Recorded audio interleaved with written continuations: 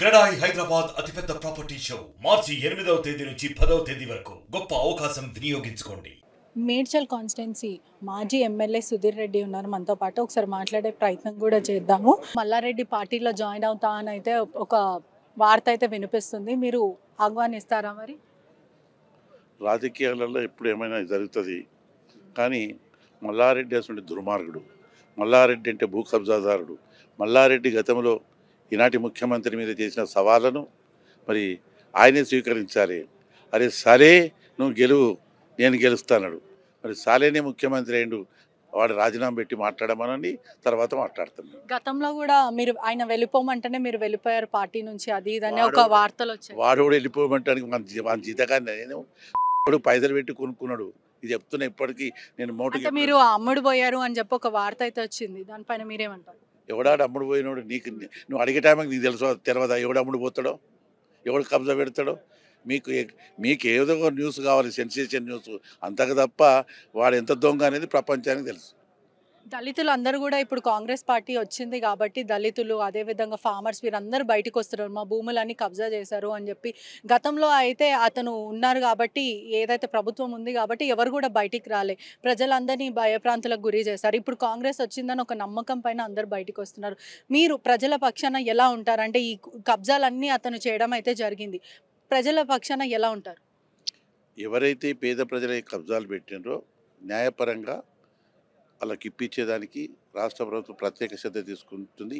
Assignment ల్యాండ్లను కూడా వాళ్ళు అమ్ముకోవటానికి అవసరం మేరకు రాష్ట్ర ప్రభుత్వం కూడా క్లియరెన్స్ ఇచ్చేదానికి ఆలోచన చేస్తుంది. తప్పకుండా మేనిఫెస్టోలు కూడా పెట్టినాం. అసైన్మెంట్ ల్యాండ్స్ అందరూ కూడా పేదోళ్ళు అమ్ముకోవటానికి రైట్ ఇచ్చేటువంటి కార్యక్రమాన్ని కూడా రాష్ట్ర ప్రభుత్వం తీసుకుంటుంది. ఇలాంటివి గుంజుకున్నటువంటి వాళ్ళని ఎంక్వైరీ చేసి మరి న్యాయపరంగా వాళ్ళకి ఇప్పించేదానికి కూడా రాష్ట్ర ప్రభుత్వం ప్రత్యేక శ్రద్ధ తీసుకుంటుంది. మనతో పాటు కాంగ్రెస్ నేతలు మాజీ సర్పంచ్ గారు కూడా ఉన్నారు, మాట్లాడే ప్రయత్నం చేద్దాం. నమస్తే అన్న. ఈ మల్లారెడ్డి మీద అదే ఎస్సీ ఎస్టీ అట్రాసిటీ కేసులు, దళితుల భూములు లాక్కున్నట్టు అక్రమంగా రైతుల భూములు కూడా కబ్జా చేస్తున్నట్టు అనేక వార్తలు వస్తున్నాయి. అదేవిధంగా ప్రజలందరూ కూడా బయటికి రావడం జరుగుతుంది, న్యాయ పోరాటం చేస్తున్నారు. దాని మీద మీరేమంటారు? ఇప్పుడు ఆల్రెడీ మూర్జింతలపల్లిలో అనుబంధ గ్రామం అయినటువంటి ఎస్టీకి సంబంధించిన లింగాపూర్ గ్రామం ఉంది. ఆడ ఒకటే తన 60 ఎకరాల కొని వాళ్ళకు అడ్వాన్సులు ఇచ్చి, టోకన్ అడ్వాన్సులు ఇచ్చి, ఇది నీకు అడ్వాన్స్ ఇచ్చేదాకా ఒక మాట, అడ్వాన్స్ తర్వాత నీకు ఇది క్లియర్ లేదు, తర్వాత క్లియర్ చేసుకొని వస్తేనే మేము రిజిస్ట్రేషన్ చేసుకుంటున్నా అంటాడు. ఆల్రెడీ చుట్టుముట్టు కబ్జా చేస్తాట్టుగానే మధ్యలో ఉంటాడు, చుట్టుముట్టు కబ్జా పెడతాడు. అది అందరికీ తెలిసిందే.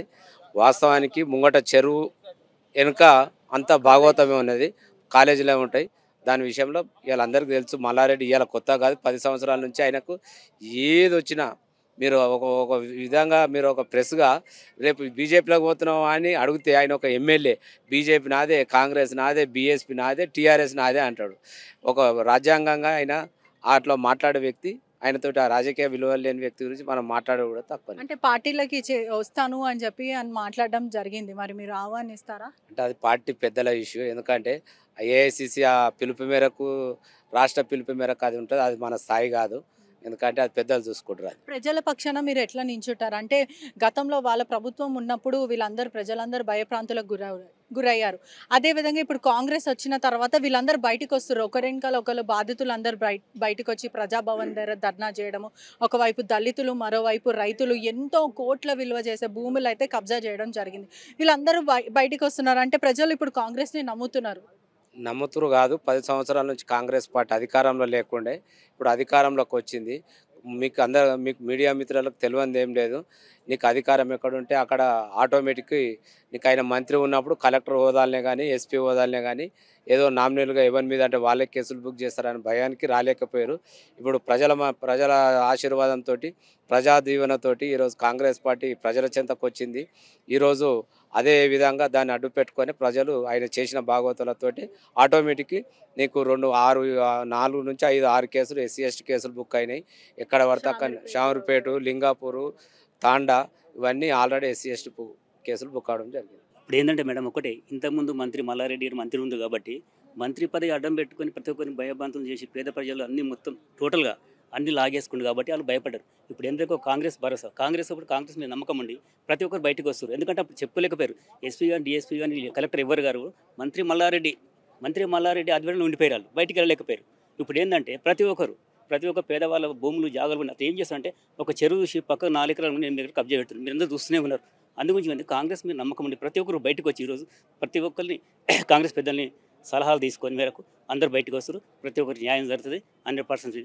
తీసుకున్న తెలంగాణ రాష్ట్రంలో గత 5 సంవత్సరాలు 2014 తెలంగాణ రాష్ట్రం వచ్చిన తర్వాత 5 సంవత్సరాలు బాగానే ఉండే టీఆర్ఎస్ పార్టీ కానీ అక్కడ ఉన్న ఎమ్మెల్యేలు కానీ మాజీ మంత్రులు కానీ. ఎప్పుడైతే 2019 స్టార్ట్ అయిందో భూ ఆక్రమణలు, భూ కబ్జాలు ఎంత దొరికితే అంతగా దోచుకోవడం మొదలైంది. అందులో మా కాన్స్టిట్యూన్సీ మేడ్చల్ కాన్స్టిట్యూన్సీ మల్లారెడ్డి గారు మీరు చూస్తూ ఉన్నారు, ఎస్సీ ఎస్టీల భూములకు ఇలా గుంజుకోవడం జరుగుతూ ఉంది. ఎస్సీ ఎస్టీ అట్రాసిటీ కేసులు ఉన్నాయి. అంటే ప్రజలను వచ్చిన అధికారాన్ని ప్రజలను పీడించడానికి మాత్రమే అధికారం వాడిరు. కానీ ఈ రోజు నాడు ప్రజలంతా విశ్వసించి కాంగ్రెస్ పార్టీని నమ్ముకున్నారు. కాంగ్రెస్ పార్టీ అయితే మాకు ఉందని చెప్పి కాంగ్రెస్ పార్టీని గెలిపేయడం జరిగింది.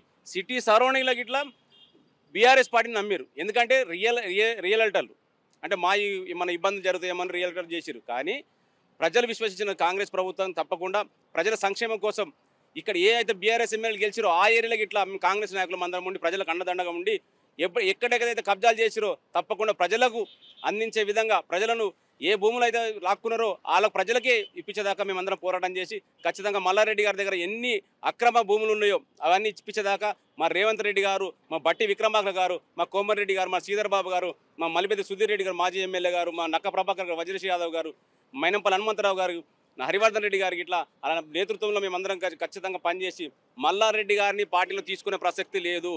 ఆయన అంటున్నాడు కదా కాంగ్రెస్ పార్టీలో చేరుకుంటే చేరుతాను అని చెప్పి ఒక వర్డ్స్ అయితే బయట వినిపిస్తూ ఉన్నాయి. అంటే మీరు చేర్పించుకుంటారా?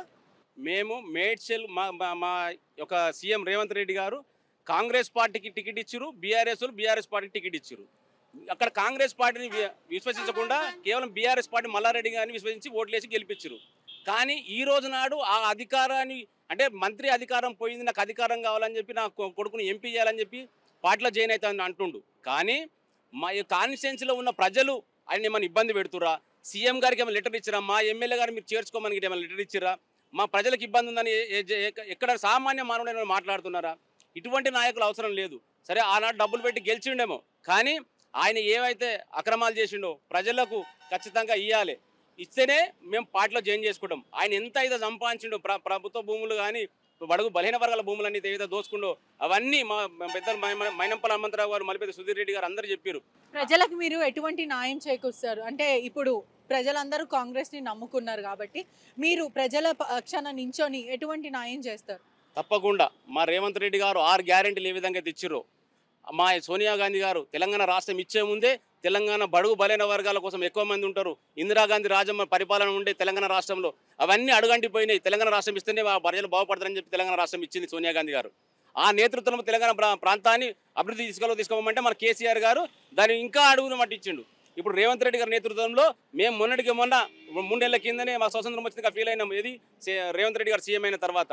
అందుకే ప్రజల తరపున ఉండి ప్రజల దగ్గర ఎవరైతే పీడించారో కదా మాజీ మంత్రులు అయితే ఏదైతే ఉందో, శాసనసభ్యులు ఏదైతే ఉందో వాళ్ళు ఏ విధంగా పీలించి ఆస్తులు అయితే పెట్టుకున్నారో ఆ ఆస్తులను తీసుకొని ప్రజలకు ఇప్పించేంత వరకు మేము పోరాటం చేస్తూనే ఉంటాం. తప్పకుండా మా యొక్క పెద్ద మనుషులందరూ ఆధ్వర్యంలో మేము ముందుకు పోతామని చెప్పి తెలియజేస్తాం. అదేవిధంగా దళితులు ఇంకా రైతులు కూడా ప్రజాభవన్కి వచ్చి వాళ్ళు ప్లకార్డులు పట్టుకొని మల్లారెడ్డి మమ్మల్ని మోసం చేసిండు, మా భూములు కబ్జా చేసిండు, కబ్జాదారుడు అని మాట్లాడడం కూడా జరుగుతుంది. అంటే ఒక వైపు అయితే రేవంత్ రెడ్డి స్పందించట్లేదు దీనిపైన అని చెప్పి కొంతమంది చెప్పడం జరుగుతుంది. దానికి మీరేమంటారు? వాళ్ళు ప్రజలంతా మన ప్రజాభవన్కి వెళ్ళి అప్లికేషన్ పెట్టుకోవడం జరిగింది, ప్లే కార్డు ఇవ్వడం కూడా జరిగింది. ఆ రోజు నాడు సీఎం రేవంత్ రెడ్డి గారు చెప్పిండు, మీకైతే అన్యాయం జరిగిందో బట్టి విక్రమార్క క్లుప్తంగా చెప్పడం జరిగింది. మీ ఏదైతే నష్టపోయారో మేము తప్పకుండా అవి తీసి మీకు ఇస్తామని చెప్పారు. ఆ ప్రాసెస్ నడుస్తూ ఉంది. ఆయన మీద ఇప్పుడు బెయిల్ తెచ్చుకుండు. ఎస్సీ ఎస్టీ అట్రాసిటీ కేసు గిట్లా మల్లారెడ్డి గారి మీద ఉన్నది, అది ఇంకా కేసు నడుస్తూనే ఉంది. ఇప్పుడు పొన్నాల గ్రామంలో షామీర్పేట మండలంలో ఎఫ్ఐఆర్ బుక్ అయిన ఉంది. ఆనాడు ఏ విధంగా అయితే దళితులుగా ఎస్టీలు గిరిజనులు అయితే ధర్నా చేసిరో వాళ్ళ న్యాయం చేసే విధంగా రేవంత్ రెడ్డి గారు ఉన్నారు. రేవంత్ రెడ్డి గారు వచ్చి సమాధానం చెప్పేది కాదు, అంటే ఆయన సీఎం గారు చెప్పేంత ఇది కాదు. ఎవరు చెప్పాలి వాళ్ళే చెప్తారు. మా యొక్క నాయకులు వాళ్ళే చెప్తారు. ప్రభుత్వ భూమిలా లేకపోతే పట్ట భూమిలా?